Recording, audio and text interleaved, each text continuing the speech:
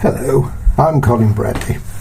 Some while ago, Claire, one of our members, sent me this lovely picture of her Burmese cat called Tiger, and she asked me if I could help her with the colours.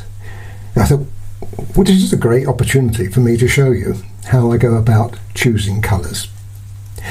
First of all, we're looking at a pretty light animal, so we've got to use light colours, especially in the fur. And I would always start off with the white. So we've got white, and you can see that we've also got ivory there. So there's ivory. So let me just put these to one side as I go along. And the next colour would be a grey. Now, which grey do we use? Well, what I would do is put your pencil on the photograph, and that tells you. We've got two types of grey. We've got a cool grey and we've got a warm grey. Now, this could have either, but I've chosen the cooler of the two greys because I feel it's got like a bluey hue to it. So I'm going to choose 230. Going along with that, we've got some darker colours around here, so that would be automatically bringing 233 into play. And at the same time, 181 would be a good colour because, again, it's got the bluey hue and you can see the colours in here.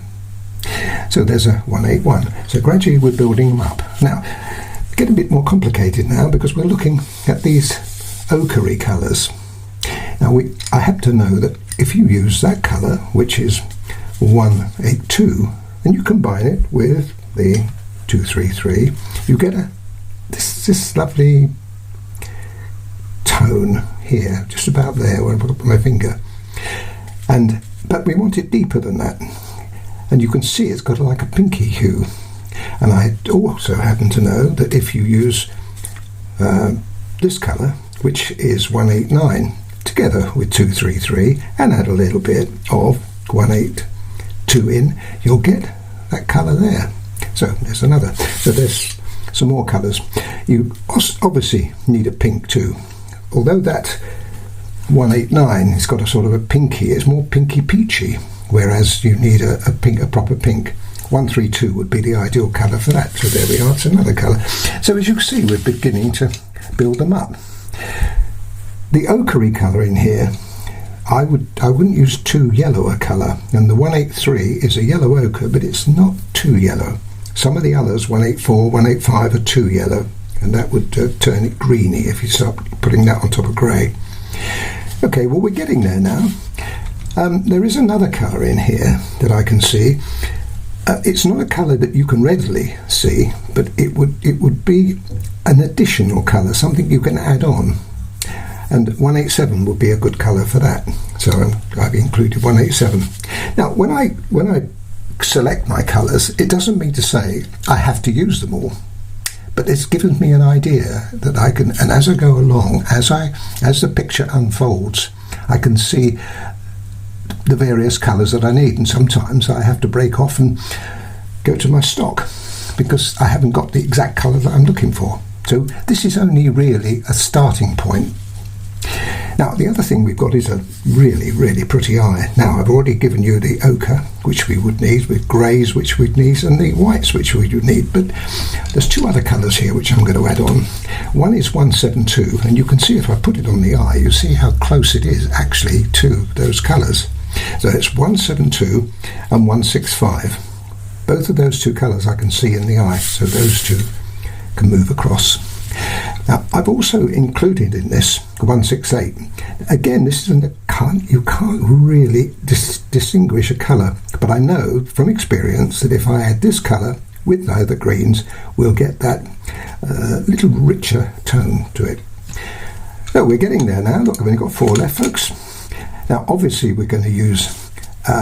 We may not use a brown, but the one I've chosen is 176. So that's a maybe, not a definite. The other colour that I've chosen here is 283, and the reason I've got that is that there may well be occasions when I need to add just a little richness.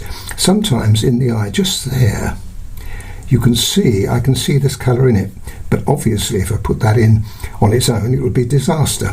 but it's a colour that you can add, and there's a little bit more up in this corner. Even if there wasn't any, 283 can work very well and enriching the colour. Okay, only got two left. Look, the 169 is an obvious colour really. Again, on its own it won't work, but added to, you can see the 169 appearing, and you'll see where I'm going to actually use it. Okay, so that's 169. The other colour is obvious, and that's black. Now you're going to need black for the very deep colours. There is one other tone in there that I've only just seen, folks, and that is a blue. Now, which blue would you use? So we've got a whole selection of blues, but what I'm going to decide to, I think, to use there is one of my darker colours. It'll either be 151 or 157. At the moment, I don't know which one it'll be, so I'll get them both out and put them on the side, and then I'll decide when I get to develop this, because as you know, I'm going to be putting the greys in first, and then will come the time when I think, okay, now I will add a little bit of blue, but it'll be one of those two colours, I imagine. But again, I might change my mind. This is why you mustn't preempt that you're definitely going to use the colours that I've selected. I mean, most of those I will use, but it's possible that I will change my mind. So you must give yourself that option. Well, I hope you enjoyed that. Now I'm going to start working on it.